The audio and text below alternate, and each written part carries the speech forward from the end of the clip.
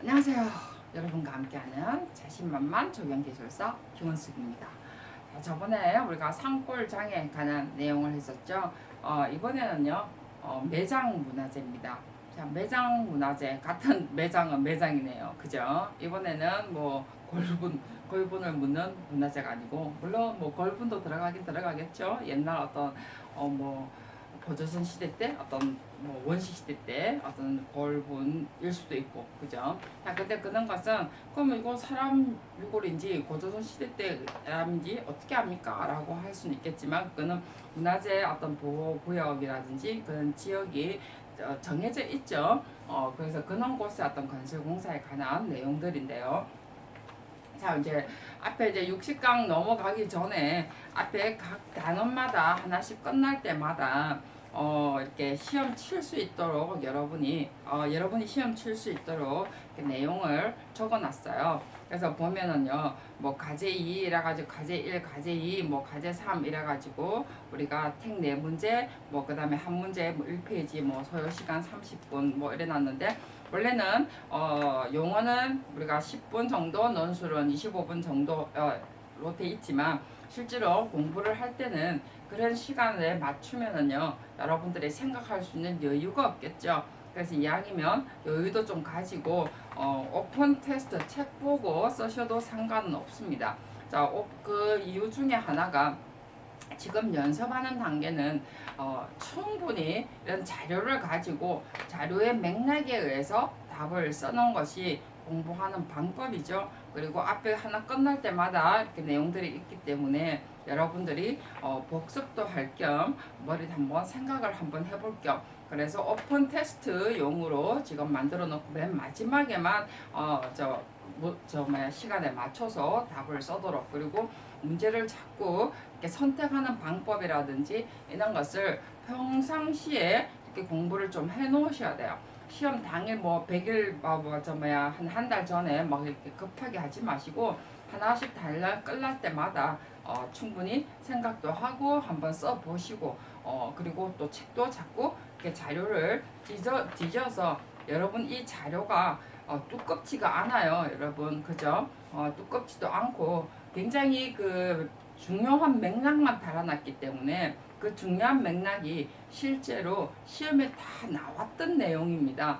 그렇기 때문에 여러분들이 그 시험에 다 나온 내용을 지금 여러분들이 정리하는 뜻에서 지금 복습 겸 한번 치보시라는 거죠. 그리고 이 이거 얇은 거, 두꺼운 거 공부하는 것보다 여러분 얇은 거 공부하는 것이 훨씬 좋겠죠. 그리고 내가 얼마만큼 소화를 시켰고 얼마만큼 쓸 수 있는가 논술 어떤 형식에 맞춰서 아니면 용어 형식에 맞춰서 여러분들이 공부를 좀 하시는 것이 훨씬 여러분이 공부하는 데 도움이 되고요. 기술사 어떤 시험 치는데도 나중에 막 서두르지 않고 답을 쓸 수가 있겠죠. 자, 그래서 그런 거 한번 제가 강조를 한번 해드렸고요. 자, 이번에는 매장 문화재 관한 보호 및 조사에 관한 법입니다. 당연히 법은요, 문화재 보호법이겠죠. 그죠? 문화재 보호법이고, 그 다음에 이거는 주체는 문화재청에서 하겠죠. 문화재청에서 하고요. 자, 다 시험에 나왔습니다. 매장 문화재가 뭔가도 나왔고요. 지표 조사에 관한 내용도 뭐 물은 것도 있었고, 그 다음에 지표 조사 대상 건설공사에 관해서 물었습니다. 자, 이것에 관한 내용들을 쭉 제가 시험에 나올 만한 문제를 확 다 묶어놓은 거죠. 말 그대로. 자, 그래서 매장 문화재라는 것이 뭔가 정도는 기본적으로 알고 가셔야 되겠죠. 다 아실 거라고 생각을 해요. 매장 문화재는 진짜 유형 문화재로입니다. 그죠? 유형 문화재겠죠? 밑에 땅 밑에 있는데 땅 밑에 있는 게 무형일 수가 없잖아요. 그래서 유형입니다. 유형 문화재로서 토지뿐만이 아니라 수중에 있는 것까지도 되어 있습니다. 그죠? 그래서 그런 건조물에 포장되어 있는 유형의 것이에요. 무형이 아니고 유형의 것이죠. 그리고 뭐 지표 어쩌고 저쩌고 해놓고 다 적어놓고요. 화석등 뭐 지질학적으로 큰 뭐 어쩌고 저쩌고 해놨습니다. 그래서 매장 문화재의 가장 기본은 말 그대로 지 중에도 있든지 그 다음에 수 중에도 있든지 수중 밑에 있든지 이런 것이 수중에 있으면 아무래도 해양 어떤 가치의 어떤 지질학적인 가치겠죠, 그죠? 지질학적인 가치고 그 다음에 지 중에 뭐 있는 거라든지 이런 것은 역사적인 어떤 가치겠죠, 역사적인 가치라는 것을 가지고 있는데 전부 다 일단은 이런 것이 전부 다 유형 문화재이라는 사실이랬고 그 다음에 유존 지역 범위입니다. 지표 조사에 사실 어떻게 우리가 건설공사 해보면요. 그 이제 문화재 어떤 보호 어떤 구역으로서 지정이 돼 있긴 있어요. 출토가 많이 된 지역들이 있죠, 그죠? 그곳에는 우리가 건설공사 할 때 실제로 우리가 이곳에서 건설공사 합니다라고 이렇게 허가를 받아요. 그래서 여기에 보면 유전 지역의 어떤 범위에서 어떤 범위가 있는가 정도 우리가 건설공사하고 우리는 뭐 적용공사기 때문에 별 무리는 없으련가는 모르겠지만 실제로 우리가 적용공사하고 관련되어 있는 부분이 있어요. 예를 들면 문화재 옛날 어떤 고목이라 하나요? 고목 중에서도 실제로 문화재로 지정되어 있는 고목이라든지 아니면은 옛날에 어떤 역사적인 가치가 있는 곳, 그 지역 안에 비록 문화재 유형 문화재 지정은 안 됐지만 그 지역에 어떤 가치가 있는 당상목 같은 경우가 있죠, 그죠? 근데 뭐 그냥 일반 당상목은 아니더라도 그 지역이 아주 오랫동안 어떤 지역의 문화로서의 어떤 느낌이 받는 그 정말 지정이 있다는 거죠. 자, 그런 부분하고 우리가 연관되는 곳이 실제로 있습니다. 자, 그래서 지표조사, 그래서 어떤 유전의 지역 범위가 시험에 나온 게 그런 부분 때문에 나오지 않았나 이런 생각이 드는데요. 주로 이제 우리가 아무리 고목이라도 일반 고목보다는 유적지라고 분포되어 있는 유적 분포지에 있는 어떤 고목일 때가 더 많겠죠. 그래서 유적 분포지에 매장 문화재 존재 표시 지역이 있는 곳이라든지 그 다음에 지정 문화재가 있는 지역이라든지 그 다음에 뭐 신고에 따른 확인 신고를 해서 아직 뭐 이렇게 지역 지정은 안 해놨지만 존 있다라고 확인된 지역 그것은 전부 다 문화재청에 다 기록이 되어 있습니다. 그런 곳에 우리가 건설을 해야 되는 경우는 말 그대로 어떤 지역의 범위로서 문화재청에 신고를 합니다. 자, 그리고 이거 지표 조사를 이제 하는데 우리가 건설공사를 이렇게 하다가 보면 아니면 허가를 낼 때 그 지역이 아까처럼 그 위에 그 근처 그죠? 꼭 이렇게 아예 이쪽에 문화재 지정 문화재가 있다라는 이 지역에 딱 범위가 있는데 그 지역은 아닌데도 정말해서 이 지역을 다 개발하는데 이 정도가 문화재의 어떤 출모 지역이라든지 아니면은 문화재로서 어떤 누가 요쪽 범위에 어떤 문화재가 있습니다라고 해서 지정은 아직 안 됐지만 있는 거라든지 출토가 가능한 어떤 범위가 있다는 거죠. 자, 이런 곳에 우리가 건설공사를 하려고 보니까 건설공사를 하려고 이제 이렇게 보니까 이제 말 그대로 허가 낼 때 우리가 어떤 범위까지 이제 허가를 내느냐 했을 때 여기 기본적으로 3만 제곱미터 일대.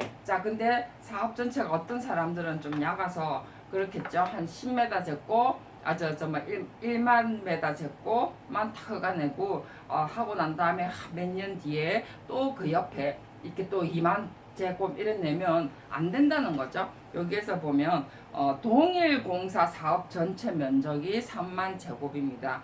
그 다음에 이제 토지 내수면 이렇게 하천을 끼고 있다든지 이럴 때 토지 내수면 물과 이렇게 접하놨던 부분에 어떤 임의 매립 이런 정도가 되겠죠, 그죠? 그런 곳에도 3만 제곱, 그죠? 그 다음에 이제 내수면에 골재 재치 이런 것은 15만 제곱, 15만 제곱미터 이상일 때는 이렇게 지표 조사를 하도록 돼 있습니다. 정말 할 때 이곳에 출토가 될 수 있는지 없는지 이 주위의 출모 지역이니까 이 지역의 문화재 조사를 하도록 돼 있다는 거죠. 그래서 문화재가 없습니다 라고 명백히 나왔을 때 말 그대로 건설공사가 허가가 난다는 거죠. 그래서 이거는 생각보다 문화재는 상당히 위에 상위법에 들어갑니다. 자, 그 다음에 이제 제외 건설공사가 있습니다. 그죠? 뭐 파손된 거, 뭐 이런 경우는 전부 다 공유 수면이 매립이나 뭐 이게 이미 파손돼서 더 이상 가치가 없는 경우 뭐 그런 범위의 공사 그런 경우라든지 아니면은 뭐 훼손에 전혀 무리가 없다라는 거라든지 뭐 나무 심는 거 정도는 밑에 매장 문화재니까 그죠? 밑에 지표 밑에 걸려 있는 거니까 나무 심는 거라든지 뭐 그다음에 속가내기 이런 것 정도는 문화재에 어떤 전혀 지장이 없는 공사는 가능하겠죠. 자, 근데 어쨌든 간에 그런 공사를 뭐 한다고 하겠습니까? 자, 근데 대체로 골재 채취라든지 택지 개발을 한다든지 산업 도로를 넣는다든지 이런 경우가 문제가 되겠죠. 자, 그래서 이제 그런 공사의 어떤 범위라고 생각을 하시면 될 것 같고요. 그 다음에 문화재 보존 조치를 명할 수 있는 건설 공사가 있습니다. 그래서 물산을 이제 출무를 하고 안 하고를 떠나서 너 하지 말고 문화재 이건 보존해야 돼. 이거 건설공사 못해. 라고 할 수 있는 경우가 있고요. 그 다음에 하다가 그 아예 범위가 멀리 떨어져 있는데도 불구하고 문화재 보존을 하는데 무리가 있는 공사는 못하도록 명할 수 있는 권리가 있다는 거죠. 문화재청에서. 그 정도로 문화재는 굉장히 힘이 강합니다. 자, 예를 들어서요. 그래서 어떤 건설공사는 그런 말 하잖아요. 그 관에서도 이놈은 문화재의 보호 조치 때문에 건설공사가 되는 게 없다라는 말도 있는 것처럼 실제로 관에서 건설하는 사람들은 그런 말을 많이 해요. 근데 저도 옆에 있으면서 아무 소리를 못 하고 있는데 때로는 문화재의 어떤 법이 좀 강해야 건설공사 꼭 거기만 해라는 법이 없잖아요. 만약에 그 법이 안 강하다면 아무 때나 막 파헤치고 아무 때나 부모가 서겠죠. 그죠? 그래서 저는 이 법도 강화시킬 저는 필요가 있다라는 생각은 들어요. 한 예로 이제 아까 이야기했던 것처럼 외적문화재 어떤 보호 및 조사에 관한 법에 관한 내용들은요 거의 끝났고요. 아까 명할 수 있는 건설공사에서 역사문화보존 뭐 지구라든지 보존지구 고도보존지구 이런 것은 전부 다 건설공사를 할 수 없다. 너 못해? 라고 하면 사실은 끝이에요. 그건 우리나라뿐만이 아니라 일본 같은 경우도 후지산 앞에 건물들이 들쑥날쑥 해가지고 지금 뭐 건물을 없앨 수도 없고 그래서 실제로 관광 명소가 그런 건물에 의해서 굉장히 이 줄어든다고 그러잖아요. 그것처럼 우리가 고도 보존 지구라든지 이런 지구 같은 경우는 실제로 개발이라든지 그다음에 건물을 올리는 것에 굉장히 문화재의 어떤 이 규제가 저는 강화될 필요가 있다라고 생각은 해요. 제가 몇 년 전에 도로공사 산업도로를 하는데요. 산업도로를 만들면서 산업지구를 만드는데 산업지구가 다 허가가 났고 그 다음에 문화재는 이쪽에 출몰지역으로서 이쪽에 있었고 그것을 피해서 산업도로를 냈어요. 자, 이거는 국가기관의 SOC 사업입니다. 그죠? 자, 그랬는데 문제는 하다가 보니까 이 근처에 문화재가 나온 거예요. 그러다 보니까 어떻게 해요? 도로를 바꿔야 되겠죠. 그래서 뭐 조사를 하려고 하니까 그렇고 이래서 도로를 삥 바꿔서 돌렸어요. 자, 그런 과정에서 돌리는데 문화재 아주 오래된 나무, 고목 그 지역에 어떠한 역사적으로 지정은 안 돼 있지만 그 지역에 아주 당상복 같은 정신적인 지주인 그 나무를 또 옮겨야 되는 문제가 생긴 거예요. 그러다 보니까 이거 산업의 어떤 문제, 산업 도로는 빨리 내야 되는데 이거 파다 보니까 문제가 생긴 거예요. 그죠? 아무 문제가 없다라고 했는데도 불구하고 실제로 공사하는 과정에서 이런 문제가 생기죠. 그래서 뭐 출토 조사 뭐 이런 걸 떠나서 이제 그러면 산업도로를 다른 데 돌리겠다라고 보니까 다른 데 돌리려고 해도 그쪽에 어떤 고목이나 이런 부분들이 지금 다 걸리는 거예요. 그래서 이걸 어찌 하오리까 해갖고 저한테 어떤 내용들을 좀 의견서를 적어달라 해가지고 온 적이 있습니다. 그러니까 결국은 어떠한 보완 조치로 해서 국가산업기관의 어떠한 사업이기 때문에 결국은 문화재청에서 어떤 보완 조치를 내려줬긴 내려줬어요. 내려줬긴 내려줬는데 제가 그것까지 이야기를 해드리면 안 되겠죠. 그래서 이야기는 해드리진 않겠습니다. 그래서 설계 변경을 하고 하는데 실제로 공사 하다가 중지를 하고 그 다음에 다시 설계를 해가지고 심의를 다시 받고 이러는 과정에서 벌써 우리가 6년이란 세월이 흘렀다는 거죠. 그래서 그런 어떤 공사의 흐름도 있어요. 그래서 우리가 고목 적용하고 상관이 없는데요 라고가 아니고 실제로 이런 일들이 생깁니다. 물론 저는 당연히 고목을 어떻게 보존하는 것에 관한 방향을 설명을 해줬고 그 다음에 문화재청에서는 뒤에 밑에 매장 문화재에 기본적으로 나오는 것을 어떻게 처리하는 것에 기본적인 방향이 나와서 설계 변경된 어떤 산업도로로 우리가 내기는 냈습니다만은 그렇게 하는 동안에 6년이란 세월이 흘렀다는 거죠. 과연 문화재 어떤 매장 문화재 그렇게 이제 1급이냐 2급이냐 이렇게 판단을 하더라고요. 보니까 그래서 이제 약간 어떤 역사적으로 맥락이 좀 떨어지면 또 다른 어떤 조치 방법이 있더라고요. 왜냐하면 개인적인 사업이 아니고 이거는 국가의 사업이기 때문에 사실 또 국가의 아주 중요한 사업이었기 때문에 이런 조치를 내릴 수밖에 없는 경우도 있다는 거죠. 그래서 여기까지가 우리가 문화재에 관한 내용이고요. 다음 시간에는 우리 좀 이제 조금 이제 소프트해요. 이제부터는 뭐 시설공사의 종류라든지 입찰법이라든지 그 다음에 교통약자 이용법 하면서 우리가 유니버설 디자인 그 다음에 디자인 포럴 그 다음에 이런 내용들이 많이 나오죠. 그죠? 그 다음에 공공디자인진흥법에 관한 거하고 같이 연결시켜서 여러분들이 생각할 수 있는 내용들이 그 다음 시간에 나옵니다. 자, 오늘은 여기서 우리가 매장 문화재까지 하면서 상쿠장까지 해서 전부 다 매장에 관한 이야기로 끝을 맺도록 하겠습니다. 수고하셨습니다.